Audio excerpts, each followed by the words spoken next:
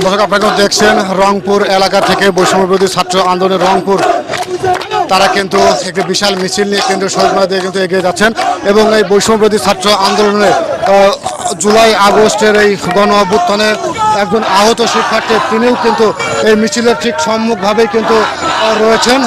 অভ্যুত্থানে তিনি কিন্তু তার একটি পা হারিয়েছেন। দর্শক দেখছেন রংপুর এলাকা থেকে এই শিক্ষার্থীরা কিন্তু বিরাট একটি মিছিল নিয়ে তারা কিন্তু কেন্দ্রীয় শহীদ মিনারের দিকে এগিয়ে যাচ্ছেন। আমার আগে থেকে কৃত্রিম ছিল, কৃত্রিম নিয়েও আমি আবু সাইদের বাইরে যখন এইভাবে মনমন্ত পাখির মতো হত্যা করে দেখে আমি বাসায় হাত থাকতে পারি নাই।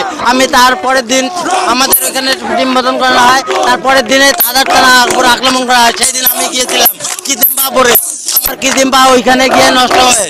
তারপরে থেকে আমি প্রতিনিয়ত কাজ করে যাচ্ছি। আবু সাইদ ভাই, মুগ্ধ ভাই, এদের রক্ত আমি কখনো বিচার দেবো না, তাই এখনো আছি, ইনশাল্লাহ থেকে যাবো ভবিষ্যতেও। কেমন বাংলাদেশ চান? আমরা দুর্নীতি মুক্ত, বৈষম্য মুক্ত, যাতে বাংলাদেশ হয় আমাদের রাষ্ট্রের ঘরে, রক্তের ঘরে বাংলাদেশ, যাতে এখানে কোনো প্রকার বৈষম্য না থাকে, যাতে কোনো প্রকার দুর্নীতি না থাকে। আমরা ফেসিস্ট সরকার আর চাই না।